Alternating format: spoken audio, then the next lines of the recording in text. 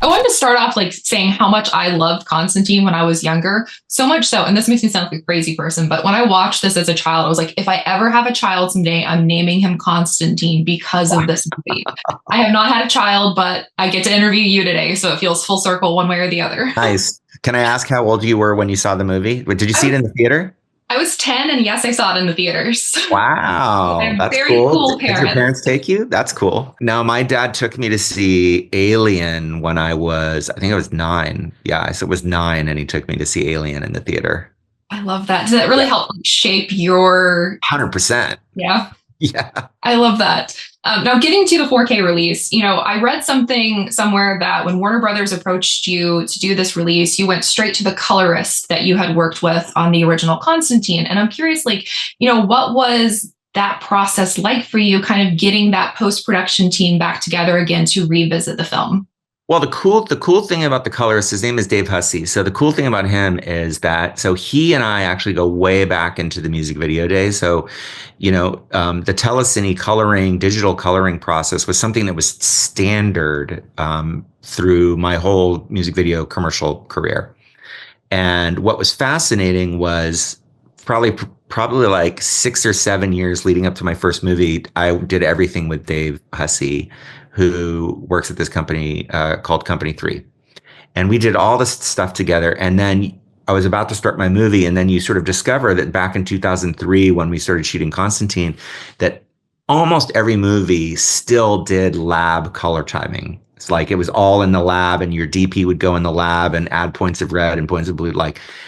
Oh, And I'm wow. how are you guys not doing this digitally? Like you can do Windows, you can do and I actually had to really manipulate the system in the studio into allowing me to do a digital color correction for Constantine. And it was still very early. I think like the Coen brothers did like Oh Brother or something, and they were sort of one of the first ish to do, and it was brand new and nobody wanted to do it. It was not standard, but I talked Warner Brothers into it.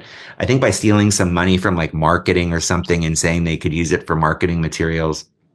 But anyway, I got Dave at Company 3 to do it. So he and I and Philippe Rousselot, who shot the movie, did the color together.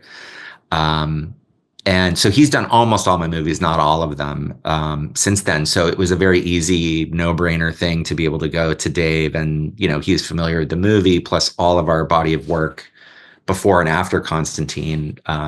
So it's not even like getting the old team back together with him. It was like just bringing it back to the right person, as opposed to some new person who's just trying to match it. That's interesting. And, in thinking about that, there's been so much conversation over the years about how, film is losing color. And I'm curious, like, you have a very long history in the film industry. Have you seen that from like the onset side of things? Because there seems to be this like disconnect with audiences where people think that, films are losing color and lighting. And, it's an interesting conversation. And it always makes me think if it's that switch from film to digital and the way things are being colored. I don't know. I haven't heard that conversation. I think, so many movies, like everybody has like a different thing they're Mhm. into, especially filmmakers. And, you look at certain filmmakers and they have very specific looks, like, I'm a big Fincher fan, but you look at Fincher's movies and you can kind of tell just like in the frame and the kind of color, like like, oh yeah, that's one of David's movies. Like even Chris Nolan, you look at his and you can kind of get a sense, and yeah, they might be like kind of green or amber, or they might be sort of muted. And I think a lot of people do like muted tones. But you also look at stuff like, I don't know, Saltburn or something that comes out now, and that's a super colorful movie. Or you Mhm. look at, The Substance, is a super colorful movie. I think there's a lot of variety out there. Opening a big giant can of worms talking about digital versus film. I'm a digital guy. So I could talk for a long time about that, but yeah, I don't know where that color conversation goes for. I think honestly, it's just filmmaker taste about like what, and people go through phases. It's the same thing with like when music videos of like what color people decide like things, look good in. I love that. And I'm interested in revisiting Constantine. Has your opinion changed on any of the scenes within the film?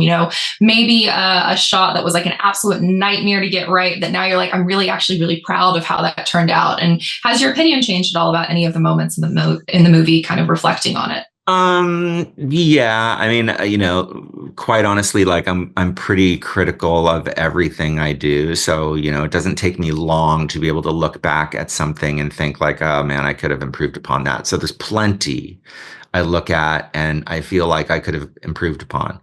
At the same time, on the more positive side of things, because it had probably been maybe 15 years since I'd seen it, and I go back to look at like the remastering and the coloring and all of that.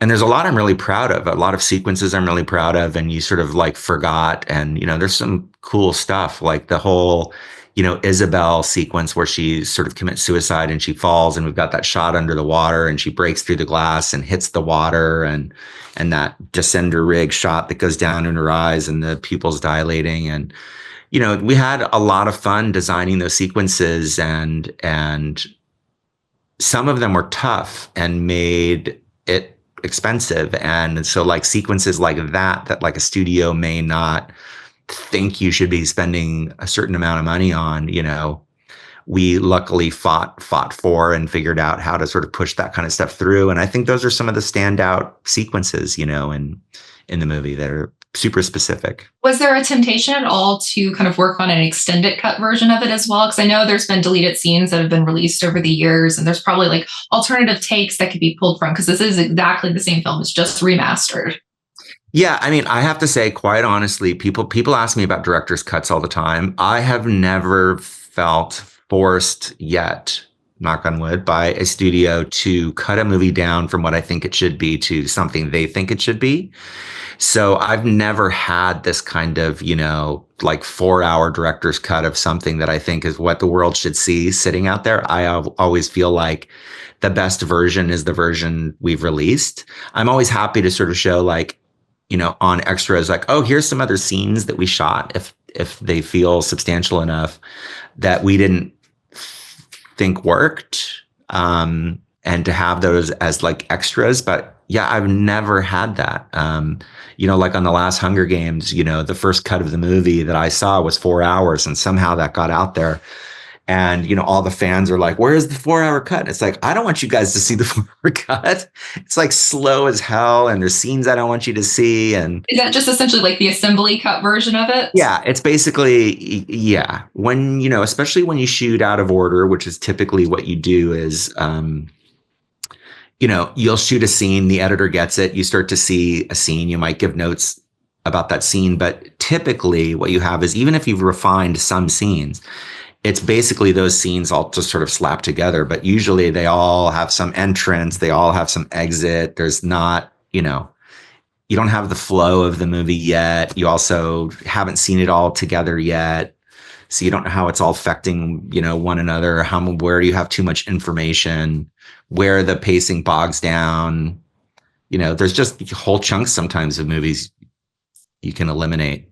And then I definitely don't want people to see. I've worked in film before, actually, on a Warner Brothers movie, and I know there was so much stuff we shot that never even made it into like the deleted scenes. And then like looking back, I'm like, yeah, that served no purpose for the plot. It just, in the moment, you're like, yeah, we should get coverage of that. We should do this, but ultimately it doesn't end up in that. Yeah, I mean, I Am Legend, on I Am Legend, we had probably 40 minutes of the movie that we ended up cutting out, and I will say it was probably 40 minutes of the biggest like New York lockdowns that we did. So some of the most impressive sort of emptying of streets ended up getting completely excised from the movie. And at the time, we were all so convinced that it was what the movie needed, and that story stuff was not what the movie needed at all. Love that. I know a lot of people are probably going to ask you about the Constantine sequel today. And so I hope I ask a slightly different question. The Constantine movie is kind of a very different example of the character versus where he is in the comics. And to be perfectly honest, I love the film Constantine more than the comic Constantine. But I am curious, for the sequel, are there any comics that you look to? Because there has been, 20 years of additional comics since then. We've definitely, I will say we are closer than ever to being able to do a sequel, which is a great thing. And Akiva and Keanu and I are super, super excited about it. And we have a great idea. We have gone through a bunch of the comics over the years and looked at things. And I will say that there's probably grains from things that we're pulling, but in truth, most of it is just coming from the three of us, loving the character, loving the world, having it sort of in the back of our minds for 20 years, and just kind of percolating on ideas and stories and characters we love and ideas we love. And I think we've actually come up with something really cool. Can't wait to see it. I am curious. You've probably been asked this sometime over the years, but there's this like urban legend almost that there's at least 3 DC comic writers who claim they've been visited by the actual John Constantine. And I'm curious, have you been visited by the actual John Constantine over the years? I have not. I've never heard that urban legend. You've got to look it up. I love it. I will look it up.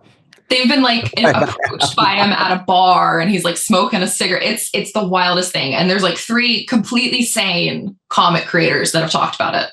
That's amazing. That'll be cool. Yeah, I'm going to be in London not that long from now. So maybe I'll like look across some pub or something and see him. Now that I'm saying this has never happened to me, now it probably will. Now I've jinxed it. Yeah, exactly.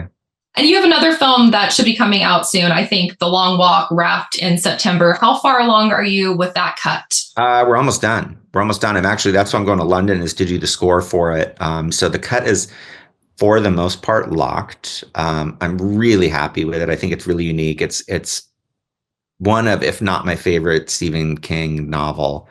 And it was something that actually like sort of crossed my desk years ago, not long after I finished Constantine. It was when I was doing I Am Legend, and I wanted to do it, but Frank Darabont actually sort of scooped up the rights. And people have tried to make it over the years and never could. And then we kind of just cracked it. I worked with JT Molnar, who did Strange Darling, who wrote a great draft, and it came together really quickly. And I just had this window, and we hit the right season to shoot it and put together an amazing cast. The cast is so good and the performances are great. I'm super happy with it. I can't wait to see that. Hopefully maybe towards the end of the year. Are you also involved with the new Hunger Games movie? And I feel like any questions here. Yeah, I'm shooting that this year. So we've actually just sort of started prep. The book comes out mid-March. We've sort of kind of like a research phase of prep. After London, I'm going to go on a scout, and then we start prepping in April, and we shoot this year. Oh, that's exciting. I know fans have been like fan casting 5 dozen different actors for Hey Mitch. It's really fun to see how excited people are for the movie. Yeah. I'm really, really excited for it. I mean, it's always great to go back and to like work with Nina and Suzanne Collins and all that. And it's such a great world and great stories and great, always super relevant thematics, which always ground it. But yeah, very, very excited. Have you started on that process of casting a Hey Mitch yet? Or is that still kind of in? Yeah, like a research. I mean, I will say it's tricky because, the book's not out. So there's very little other than like, people know generally what it's about. I think there was an excerpt that was put out, and Suzanne maybe has a quote out there about what the thematics are. So we're researching a little, but there's like, we can't put, scenes out or anything like that yet. Exciting. And then as my final question, are you still attached to the BioShock project that was announced like 3 weeks ago? Excellent. I'm a huge video game nerd, and I know with like the strikes and everything, so much stuff got put on ice. So hopefully we get an update on that soon. Yes. No, we're still working on that. That's one also that I'm very excited about. Excellent. Well, thank you so much, Francis. This was fantastic. Congratulations on the re-release, the 4K release of Constantine. Thank you very much. Appreciate it.